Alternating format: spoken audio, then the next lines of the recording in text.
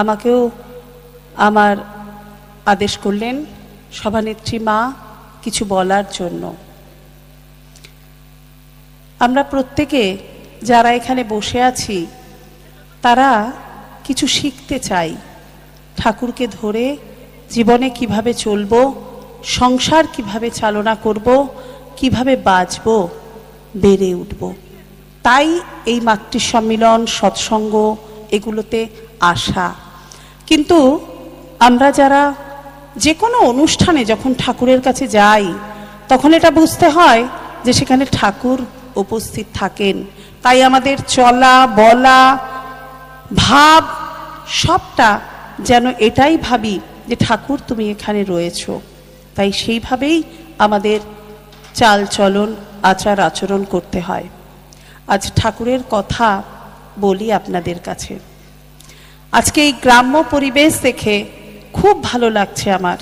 আমার অতটা গ্রামের সাথে আলাপ পরিচয় নাই, তাই এখানে এসে আমার এত ভালো লাগছে। আমার আজকে এখানে থাকার কথা ছিল, কিন্তু আমার বিশেষ একটা কাজের জন্য আমাকে ফিরতেই হবে, তাই চলে যাব। মনে হলো যে থাকতে পারলে খুব ভালো হতো। তাই প্রত্যেক মাসে চলে যায়, মাসের মায়নাটা হাতে আসে, বেশ মন ভরে আনন্দ করে ঠাকুর বাড়ি যেতে গেলেও তো একটু টাকা পয়সা লাগে, ট্রেন ভাড়া, তারপর ঠাকুর প্রণামী, যা হোক নিজে ভালোবেসে ঠাকুরের জন্য কিছু নিয়ে যাব এরকম ভাব। তো এই রকম অবস্থায় তার বউটা কিন্তু অতটা ঠাকুর ভক্ত ছিল না। সে এবার একদিন তার একটা বিবাহযোগ্য মেয়ে রয়েছে ঘরে, বিবাহের বয়স হয়ে গেছে। তো সে তার স্বামীকে বলে, সব টাকা পয়সাগুলো তো উড়িয়ে দিচ্ছ ঠাকুর ঠাকুর ঠাকুর করে, ঘরে যে একটা মেয়ে রয়েছে বিয়ের মতন, তা তোমার কি কখনো মনের মধ্যে আসে না যে মেয়েটাকে বিয়ে দিতে হবে, তার জন্য টাকা পয়সা জমাতে হবে, তা সব কিছু করতে হবে? তো দাদাটি কিচ্ছু বলে না, চুপচাপ থাকে। এইবার বউ প্রত্যেকবার দেওঘর স্বামী যায় আর বউ ঝগড়া করে। এইবার বলছে, শোনো, তুমি গিয়ে যদি এবার ঠাকুরের কাছে মেয়ের বিয়ের জন্য না নিবেদন করেছো, তাহলে কিন্তু এই বাড়িতে যে তুমি ঠাকুর বসিয়ে রেখেছো আমি কিন্তু সব ধরে ছুঁড়ে ফেলে দেবো বলে রাখলাম। দাদাটি যাচ্ছে, ঠাকুর বসে আছেন, ঠাকুরের কাছে এগিয়ে গিয়ে ভাবছে, বলবো কি করে ঠাকুর আমার মেয়ের বিয়ের জন্য দাও। তার তো মনের ভেতরে কষ্ট আসছে, কারণ ঠাকুরকে নিজের জন্য যারা ভালোবাসে না কিচ্ছু বলতে পারে না, কিচ্ছু। তিনি জানেন যে ঠাকুর আমার সব জানেন, তার কাছে আমাকে কিচ্ছু বলতে লাগবে না, চাইতে লাগবে না। বোকারা গিয়ে হাউ হাউ করে বলে, তার বিশ্বাস নেই তাই জন্য বলে। যার বিশ্বাস যে তিনি আমাকে বাথরুম যেখানেই দাঁড়িয়ে আছি তিনি আমাকে দেখতে পাচ্ছেন, আমার সব জানছেন, তাকে বলতে লাগে না। তো ঠিক তাই এবার ওই দাদাটি চুপ করে ভাবছে, বাড়ি গেলে তো আমার বউ সমস্ত ঠাকুরের ছবি সব ফেলে দেবে, কি করব। ঠিক এগোচ্ছেন, কি করব ঠাকুর মনে মনে ভাবছেন। সেই সময় ঠাকুর তাকে বলছেন, এই শোন, যেরকম আমাদের বংশ বর্ণ বিবাহের জন্য যে উপযুক্ত পাত্র লাগে সেই কথা বলে বলছেন, শোন, এমুক এমুক একটা পাত্র তুই আমাকে খুঁজে দিস তো, লাগবে আমার। তো সে কি করলো, উঠে পড়ে ভাবছে, বলে ঠাকুর আরেক দাদাকে দেখাচ্ছেন, দেখিয়ে বলছে, এর মেয়ের জন্য চাই কিন্তু।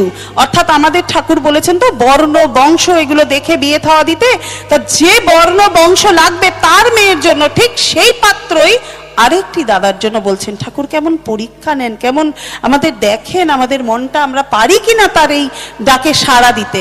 তো সেই দাদাটি তখন খুব উঠে পড়ে গিয়ে বাড়িতে পাত্র খুঁজছে। বউ ভাবছে, যাক এবার আমার কাজ হয়েছে, এই যে বলেছি ঠাকুর ফেলে দেবো, তাই আমার বর উঠে পড়ে এখন পাত্র খুঁজছে আমার মেয়ের জন্য। ব্যাস পাত্র পেয়ে গেছে।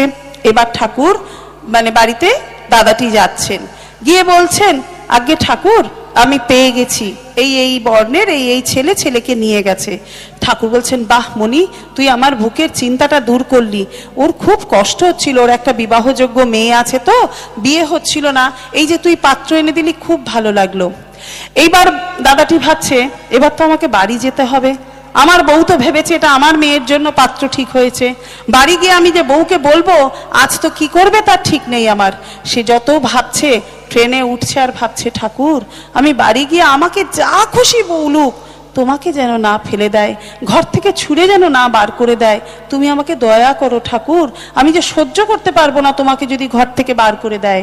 এমনি বলতে বলতে সে যখন একেবারে ট্রেন থেকে নামলো, আস্তে আস্তে পাড়ার দিকে আসছে, এগিয়ে পাড়াতে এক লোকের সাথে তার দেখা। পাড়ার চেনা এক দাদা বলছে, বাহ জয় গুরু জয় গুরু, তোমার তো খুব ভাগ্য ভালো গো, সে ভাবছে কেন বলল কি জানি, আরো এগিয়ে যাচ্ছে। বাহ দাদা, জয়গুরু, খুব সুখবর, খুব ভালো। সে ভাবছে মেয়ের বিয়ে ঠিক করলেন, বাহ। সে ভাবছে তার স্ত্রী বোধহয় ঢোল পিটিয়ে বেরিয়েছে যে ওই যে পাত্র আমি নিয়ে গেছিলাম সে বোধহয় আমার মেয়ের জন্য বিয়ে ঠিক করেছে। এবার জানি কি হবে বাড়ি গিয়ে তা তো বুঝতে পারছি আমি। আমাকে কি করবে যখন শুনবে যে ওই পাত্র আমি অন্য মেয়ের জন্য ঠিক করে দিয়েছি, কি করবে? যখন বাড়িতে ঢুকেছে ভাবছে এই রে, বউকে সত্যটা বলবো কি করে, সে তো আমাকে কি করবে তার ঠিক নেই, যা খুশি করুক, আমাকে মারুক ধরুক বকুক, কিন্তু আমার ঠাকুরকে যেন কিছু না করে। যেই না বাড়ির কাছে এগিয়ে এসছে, দেখছে তার বউ তাকে ছুটে গিয়ে জড়িয়ে ধরেছে। বলছে বউ আমাকে এত সুন্দর ভালোবাসায় জড়িয়ে ধরলো, সে তো আমি ভাবলাম না জানি আমাকে কত তিরস্কার করবে। বলে এসে বলছে দেখো তোমার ঠাকুর আছে গো, তোমার ঠাকুর আছে। আমি এতদিন ভাবতাম তুমি আমার সমস্ত এই মায়না পেলেই টাকাটা নিয়ে ঠাকুর বাড়ি চলে যাও, সেখানে খরচা করে আসো, সংসারে মেয়ের জন্য একটা টাকা তুমি জমাও না, বিয়ে দেবো কি করে, কিভাবে সংসার চলবে ভাবো না, ঠাকুর পাগলা তুমি, অথচ আমার মেয়ের কি করে আমি বিয়ে দেব। কিন্তু দেখো ঠাকুর আছেন গো, তোমার মেয়ের কত ভালো বিয়ে ঠিক হয়ে গেছে তুমি জানো। দাদাটি ভাবছে কি বলছে আমাকে, আমি তো বলতেই পারছি না যে সে পাত্র অন্যের জন্য। বলছে দেখো দেখো বসে আছে ঘরে তারা। গিয়ে দৌড়ে গিয়ে দেখছে ঘরের মধ্যে এক ঋত্বিক দাদা বসে আছেন তার ছেলেকে নিয়ে। ঠাকুর তাকে পাঠিয়ে দিয়ে ওই ঋত্বিক দাদাকে বললেন যা অমুকের মেয়ের কাছে চলে যা, শুধু লাল পরের একটা শাড়ি পরিয়ে তুই তোর ছেলের বউ করে ওকে নিয়ে চলে আসবি, বলবি ঠাকুর পাঠিয়েছেন। এই হচ্ছেন ঠাকুর। আমরা তার জন্য যদি সব সঁপে দিই না, ভাবতে হবে না আমার জীবনের শেষ দিন কিভাবে চলবে, আমি কি খাবো, আমার ছেলে মেয়েকে কে দেখবে, এগুলো কিচ্ছু ভাবতে হবে না। তাই তো ঠাকুর বলছেন ভাবছো বসে চলবে কিসে, ভাববার তুমি কে, ভাববার যিনি ভাবছেন তিনি, তুমি ভাবো তাকে। আমরা যদি তাকে ভাবি আমাদের আর ভাবতে হবে না আমার জীবন। আর যে ভাবে না আমার এটা গোছাতে হবে, আমার এটা পড়তে হবে, আমার এটা রাখতে হবে, তার কিন্তু কখনো কোনো দিনও কিছুই সে জীবনে সুখ শান্তি পায় না। কারণ সে সব কিছুতে ভাবে আমি আমি আমি আমি। একটা কথা আছে জানেন তো, গরু যখন জন্মায় আম্বা করে না, ডাকেন তো, আপনাদের তো এখানে পাড়াগায় অনেক গরু আছে, তো এই আম্বাটা মানে কি জানেন, আমি আমি করে ওঠে। গরুটাকে যখন বড় হয় তখনও দেখবেন ও মাঠে কিন্তু আমি এরম একটা ডাক দেয় না, এরম ভাবেই তো ডাকে। ঠিক ওকে যখন কাটে দোকানে তখনও কিন্তু চিৎকার করে ওই আমি। আর যখন আপনারা দেখেছেন ওই বালিশের তোষক বালিশ লেপ এগুলো তৈরি হয়, তো তুলোটা যখন ওই ফাটায় তখন একটা তুম তুম তুম তুম করে আওয়াজ হয় না, একটা মেশিন দিয়ে যেটা দিয়ে করে তুলোটাকে ফাটায়, ওইটা কি দিয়ে তৈরি হয় জানেন, ওই তুলোর ওই তারটা, ওই যে সুতোর মতন যেটা দিয়ে তুলোটা ফাটায়, ওটা গরুর নাভি দিয়ে তৈরি হয়। তাই গরু যতদিন বেঁচে থাকে ততদিন আমি আমি আমি আমি করে গেল, ভাবলো আমি সবকিছু। মরে যাওয়ার পর ও বুঝলো তুমি তুমি তুমি তুমি, অর্থাৎ ঠাকুর তুমি সবকিছু, আমি কিচ্ছু না।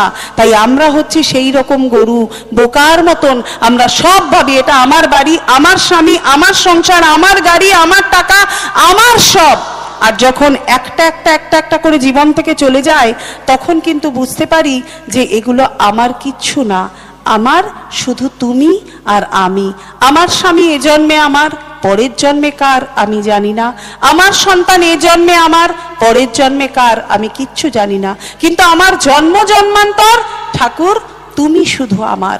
একটি মা, এই যে এখন আচার্যদেব আমাদেরকে ডিপি ওয়ার্ক করতে দিয়েছেন, আমার সময়টা হলে কিন্তু বলবেন না, টাইম হয়ে গেছে, আচ্ছা। তো ডিপি ওয়ার্ক করতে দিয়েছেন, ডিপি ওয়ার্কটা আপনারা সবাই জানেন। ডিপি ওয়ার্ক মানে হচ্ছে দীক্ষাপত্র সংশোধিত করা, অর্থাৎ মানুষের বাড়িতে বাড়িতে গিয়ে অনেক মানুষ ঠাকুরের দীক্ষা নিয়েছিল, হয়তো তারা কোনো রকম অভাবে অভিযোগে অভিমানে তারা কিন্তু ঠাকুরের ইষ্টভৃতি করা বন্ধ করে দিয়েছে। হয়তো কারোর করোনার সময় রোজগার কমে গিয়েছে বা রোজগার করতে পারেনি, সেই কারণে হয়তো তারা তাদের এই যে ইষ্টভৃতির এটা বন্ধ করে দিয়েছে। কেউ হয়তো কারোর সংসারের, কেউ হয়তো পরিবারের মারা গিয়েছে, গেছে, সেই অভিমানটা সবার আগে ঠাকুরের ওপর দেখায়। কি বলে, না আমার বর মারা গেল বা আমার সন্তান চলে গেছে, আমি আর ইষ্টভৃতি করব না। দেখেন মা, এটা খারাপ ভাববেন না। আমরা নিজেরা কি খাওয়া দাওয়া সবকিছু বন্ধ করে দিয়েছি? কেউ যদি পরিবারের চলে যায় তার জন্য কি আমরা নিজেরা নিজেদের শেষ করেছি? করিনি কিন্তু। তাহলে ঠাকুরের বেলায় সবার আগে কিন্তু আমরা সেটা বন্ধ করে দিই, তাই সেটা করতে নেই। আমরা সংসারের জন্য সবার জন্য খেটেছি, কিন্তু দেখেন আমাদের যখন বার্ধক্য চলে আসে না, এই যখন যাদের জন্য এত খাটলাম, যাদের জন্য আমাদের এই কাঁচা চুলগুলো পাকন ধরে যায়, এই সুন্দর পাগুলো যখন টান টান হয়ে আর দাঁড়াতে পারে না, কুড়িয়ে কুড়িয়ে হাঁটে, তখন কিন্তু আপনাকে এই হাতটা ধরে হাঁটার জন্য কেউ থাকে না, কারণ তাদের সময় থাকে না আমাদের জন্য করবে। তাই আমরা তাদেরকে যদি ঠাকুরের সাথে যুক্ত করে দিই না, তাহলে আপনার ওই হাতটা ধরার জন্য তারা ঠিক এগিয়ে আসবে। কারণ সব সময় জেনে রাখবেন, আপনার পিতা, আমার সন্তানের পিতা, প্রত্যেকের পিতা পরম প্রেমময় শ্রী শ্রী ঠাকুর অনুকূলচন্দ্র, তিনি আমাদের সকলের পরম পিতা। তাই তার সাথে যদি আমরা যুক্ত করে দিতে পারি, তাহলে কিন্তু আমাদের আর কোনোদিনও কোনো ভাবনা থাকে না। তাই আপনাদের বলি, সবার আগে আর কিছু পারুন আর না পারুন, ইষ্টভৃতিটা কিন্তু প্রত্যেকে করবেন।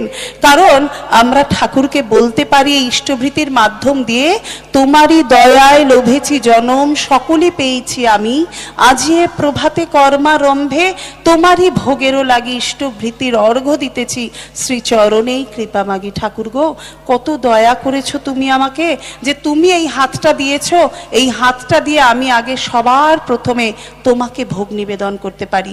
আর যে ঠাকুরকে ভোগ নিবেদন করে, তার জীবনে ভাবতে হবে না তাকে শেষ বয়সে কে দেখবে, তাকে ভাবতে হবে না সে কি খাবে, তাকে ভাবতে হবে না তার মাথার উপর ছাদ আছে কি নেই। তুমি আগে ভালোবাসো, ঠাকুরের উপর ভরসা করো, তাহলেই হবে।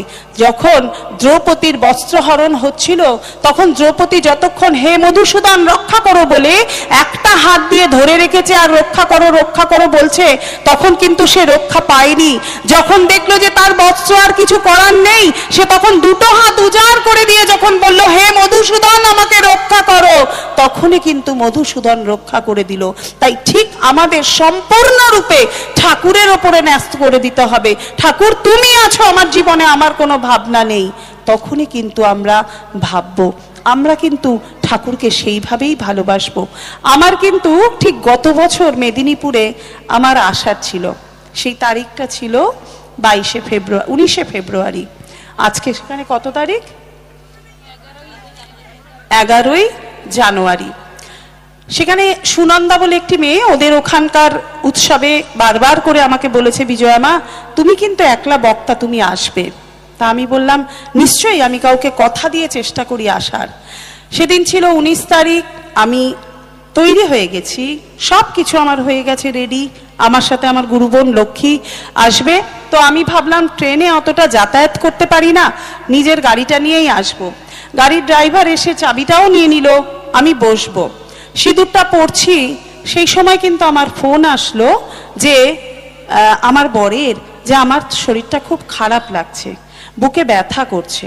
তো আমি বললাম ঠিক আছে তুমি শিগগিরই ওখানে সোনোস্ক্যান বলে একটা জায়গা আছে যেখানে সব রিপোর্ট করে, তুমি একটা ইসিজি করতে ঢোকো, আমি এক্ষুনি আসছি। আমি কিন্তু তৈরি হয়ে গেছি, এরকম ভাবে আসবো। তখন সোনোস্ক্যানে ইসিজি করতে করতে আমি আমার মেয়েকে বললাম তুই গাড়িটা নিয়ে তাড়াতাড়ি যা, আমি তো এই শাড়িটা পরে গেছি, এটা আমি ছেড়ে একটা অন্য ড্রেসে যাই, অত সেজেগুজে তো কেউ আর হসপিটালে যায় না। তো ঠিক আছে। তখন বলতে বলতে সোনোস্ক্যান থেকে রিপোর্ট করলো আপনারা কি কেউ এসছেন? আমি বললাম হ্যাঁ আমার মেয়ে এসছে, আমি এক্ষুনি আসছি। বলছে ওনার কিন্তু খুব খারাপ অবস্থা, শিগগিরই আসুন। তো আমি সেই অবস্থায় লক্ষ্মী আমাকে ফোন করছে, বিজয়াদি যাবে না? আমি বললাম না লক্ষ্মী, এরকম বরের খুব শরীর খারাপ, হসপিটালে নিতে হবে আমাকে। আমি ওই শাড়িটা ছেড়ে সুনন্দাকে বললাম সুনন্দা আমি কাউকে কোনোদিনও কথা দিয়ে আসিনি, এরকমটা হয়নি, যত হোক আমি ঠিক চেষ্টা করে এসেছি, কিন্তু আমি এখন আসতে পারছি না, তোমাকে শেষ মুহূর্তে, এটা তো হঠাৎ বিপদ, তুমি কাউকে কিন্তু একটু জোগাড় করে নাও, ঠিক আছে আমার জায়গায়, তুমি আশা করি বুঝতে পারছো আমার প্রবলেমটার কথা। তো বললো না না না ঠিক আছে তুমি যাও। আমি হসপিটালে যখন গেলাম সাথে সাথে ডাক্তার বলে দিল ওনাকে কিন্তু আমরা বাঁচাতে পারবো না।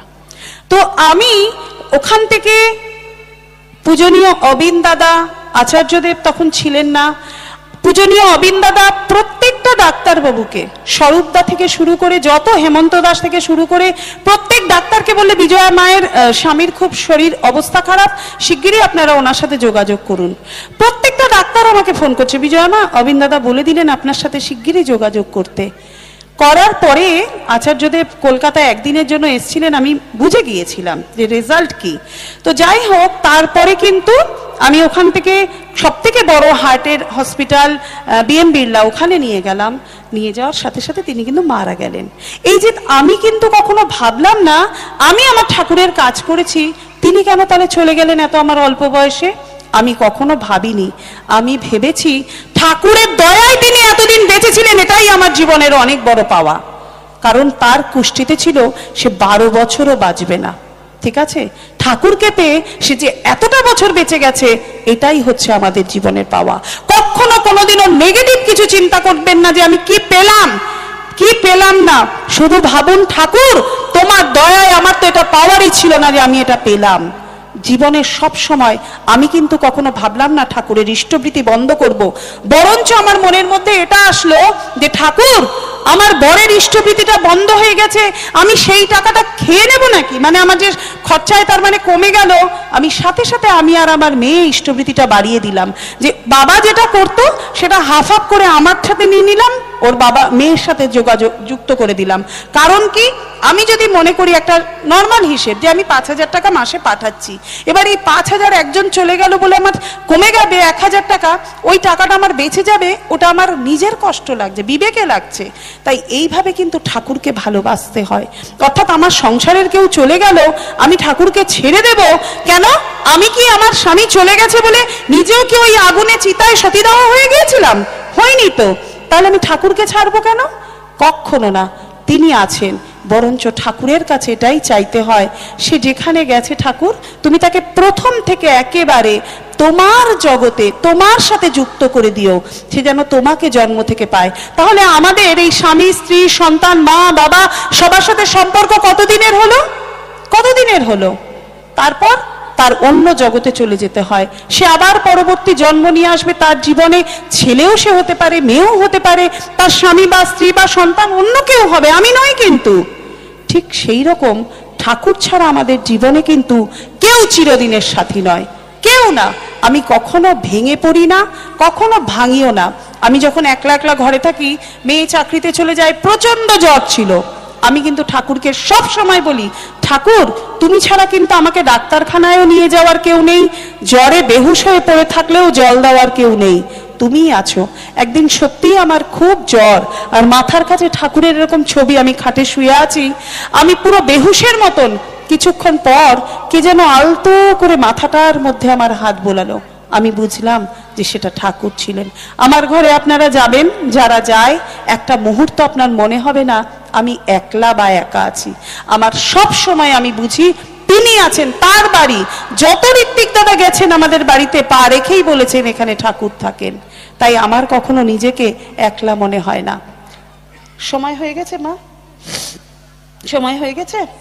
কতক্ষণ হয়েছে মা? আচ্ছা, তাই বলি একটা গল্প শুধু বলে শেষ করে দিচ্ছি। একটি মা, তার স্বামী ব্যবসা বাণিজ্য একদম ডুবে গিয়েছিল, একদম ডুবে গিয়েছে, খুব যৌথ পরিবার তার সংসারে। তার যদি মনে হয় আমি ডাল ভাত খাবো, কিন্তু যা দেওর নন মানে সবাই একসাথে, শ্বশুর শাশুড়ি আছে, যেদিনকে তার বাজারের পালা পড়ে যে আজকে তাকে বাজার করতে হবে, সেদিন তার খুব কষ্ট যে আমার তো স্বামীর এখন ব্যবসাটা ডুবে গেছে, আমি কি করব। তো সে ভাবছে কালকেই সকালবেলায় আমাকে বলবে বাজারের খরচাটা দিতে, আমার কাছে তো টাকা নেই, আমি কি করব। সেই মাটি তখন কি ভাবলো যে না, আমি আর কষ্ট সহ্য করতে পারছি না, একটা সময় আমার হাতে কত টাকা থাকতো, এখন নেই।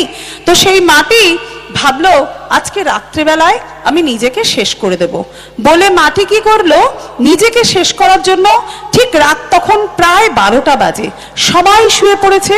এবার শুয়ে পড়ার পর মাটি ভাবছে যে আমি এবার সবাই ঘুমিয়ে পড়েছে, নিজেকে শেষ করব বলে রেডি। সেই সময় দেখছে মাটি প্রায় রাত 12টা পার হয়ে গেছে, হঠাৎ করে দরজার মধ্যে কে নক করছে, ঠক ঠক করছে। সে ভাবছে এত রাত্রে কে আসলো, স্বামী শুয়ে পড়েছে, সন্তান শুয়ে পড়েছে, সন্তান মানে তার একটি ছেলে, সে শুয়ে পড়েছে, এবং তার বাড়িতে দেওর ভাসুর যা যত শ্বশুর শাশুড়ি সবাই শুয়ে রয়েছে, তাহলে দরজাটাকে ঠকঠক করছে। সে আস্তে করে উঠে গেল, গিয়ে দেখছে এক ঋত্বিক দাদা তার বাড়িতে এসছে। সে তো দেখে ঋত্বিক দাদাকে অবাক হয়ে গেছে, বলছে আপনি এত রাত্রে আমার বাড়ি এলেন কেন? তখন বলছে জানো, আমি একটা সৎসঙ্গে এসেছিলাম, আমার খাওয়া দাওয়া হয়ে গিয়েছে, সৎসঙ্গে বসিয়ে পেট ভরে খাইয়েছে, কিন্তু আমি যে ফিরবো রাত হয়ে গেছে, ট্রেন বন্ধ হয়ে গেছে, তো সেই ট্রেন বন্ধ হয়ে যাওয়ার জন্য আমি আর ফিরতে পারছি না। আমি ট্যাক্সি বুক করলাম, ট্যাক্সিও বলছে অত রাত্রে সে যাবে না, 68 মন্দিরে ঋত্বিক দাদা ফিরবে। তাই আমার মাথায় আসলো, ঠাকুর দিলেন তুমি এখানে থাকো, সেই মাটিকে বললেন যে তুমি এখানে থাকো, তাই তোমার বাড়িতে আমি আসলাম। সেই রাত্রিবেলায় যখন সেই মাটির বাড়িতে ঋত্বিক দাদা আসলো, সেই মাটি ভাবছে আমি এখন মরবো কি করে, মরবো বলে সব রেডি করে নিয়েছিলাম, ঋত্বিক দাদা এসে গেছে, সে সব আবার গুটিয়ে টুটিয়ে লুকিয়ে রেখেছে যাতে দেখতে না পায়। তারপরে ঋত্বিক দাদাকে বলছে তোমার কি কিছু হয়েছে? ঠাকুর তো সেই দাদাকে পাঠিয়েছেন না, তিনি তো তার মধ্যে থেকে কথা বলবেন। তো এবার গিয়ে বলছে কি করবে, ভাবছে বলেই ফেলি। বলছে দাদা, সংসারে প্রচুর অভাব দেখা দিয়েছে, কাল সকালে বাজার করব, টাকা পয়সা কিচ্ছু নেই, ছেলেটাকে কলেজের মায়না দেবো, টাকা পয়সা নেই, আমি আর এগুলো সহ্য করতে পারছি না, তাই মরবো বলে নিজেকে শেষ করে দেব, তাই আমি তৈরি হয়েছি। সেই সময় আপনি এসে পাঠালেন। ঠাকুরকে তাই বলছি, ঠাকুর তুমি কি আমাকে একটু মরতেও দেবে না? এই জ্বালা তো সহ্য করতে পারছি না, মরতে গেলাম সেটাও পারলাম না, তুমি কি চাও ঠাকুর? তখন ঋত্বিক দাদা বলছেন ছি ছি, তুমি ঠাকুরকে ধরে মরতে চেয়েছো? তুমি শিগগিরই চলে যাও আচার্য দেবের কাছে দেওঘরে, গিয়ে তুমি সেখানে সব নিবেদন করো, তোমার সবকিছু। আচার্য দেবের কাছে মাটি গেলেন, বলছে আমার কাছে তো ট্রেন ভাড়াও এখন নেই। বলছে যাও আমি দিচ্ছি, তুমি চলে যাও দেওঘরে। সেই মাটি দেওঘরে গেলেন, যাওয়ার পরে আচার্য দেবের কাছে সমস্ত খুলে নিবেদন করলেন। আচার্য দেব মাটিকে বললেন শোনেন, আপনি ঘরে ঘরে গিয়ে গিয়ে না ঠাকুরের কথা বলবেন। যে সমস্ত বাড়িতে, কারোর বাড়িতে একটু কিছু রান্না করে নিয়ে গেলেন, কারোর বাড়িতে একটুখানি কোনো সেবা যত্ন করার নাম করে ঢুকে যাবেন, ঢুকে তাদের সাথে আলাপ করবেন, গিয়ে ঠাকুরের কথা বলবেন, বলে বলে সেই মানুষগুলোকে ঠাকুরের সাথে যুক্ত করে দেবেন। যান, আগে এটাই করেন। তারপর বরকে বলবেন ওই যে যৌথ ব্যবসা করেছিল বন্ধুর সাথে, সেটা না করে একলা কোনো ব্যবসা করতে। সেই মাটি সংসারের কোন রকম কাজ করে সকলের বাড়ি ঠিক আচার্য দেবের নির্দেশ মতন বাড়ি বাড়ি গিয়ে গিয়ে ঠাকুরের কথা বলতে বলতে সেই মাটি আজকে গিয়ে দেখুন এত সুন্দর, তার পরিবার এত সুন্দর, সে শান্তিতে আছে আজকে। তাই বলেন যে সত্যি আমাকে ঠাকুর বাঁচালেন এই ঋত্বিক দাদার মাধ্যম দিয়ে এসে, এবং আচার্য দেবের কাছে গিয়ে তিনি আমাদেরকে বেঁচে থাকার পথ দেখালেন। তাই আমাদের এই আচার্য পরম্পরা আমাদের জীবনের দুঃখ কষ্ট জ্বালা যন্ত্রণা প্রত্যেকটা মানুষের জীবনে আছে, তাই তো আমরা ঠাকুরের কাছে ছুটে আসি। তিনি যদি আমাদের না থাকতেন আমরা ভালো থাকতে পারতাম না। তাই আপনারা প্রত্যেকে দেওঘরে যাবেন এবং প্রত্যেকে ইষ্টভৃতি করবেন। মাসে যখন স্বামী আপনাদের হাতে রোজগার করে দেয় না, সেই প্রথম মায়নাটা এনে যার যেটা ইষ্টভৃতি আগে ঠাকুরকে প্রণাম করে তুলে রাখবেন। যেই 30 দিন হয়ে যাবে পাঠিয়ে দেখবেন আপনার সংসারে কোনোদিনও কোনো অভাব থাকবে না এবং সন্তান ভালো হবে। আপনাকে আর সন্তানের পিছনে দৌড়তে হবে না, সন্তান দেখবেন আপনার পিছনে দৌড়চ্ছে। কারণ ওই যে আপনি পরমপিতাকে ভালোবেসেছেন এবং সংসারের সবাইকে ইষ্টমুখী করে দিয়েছেন। আমি আমার বক্তব্য প্রত্যেকের মঙ্গল কামনা করে আমার বক্তব্য এখানেই শেষ করলাম। জয় গুরু।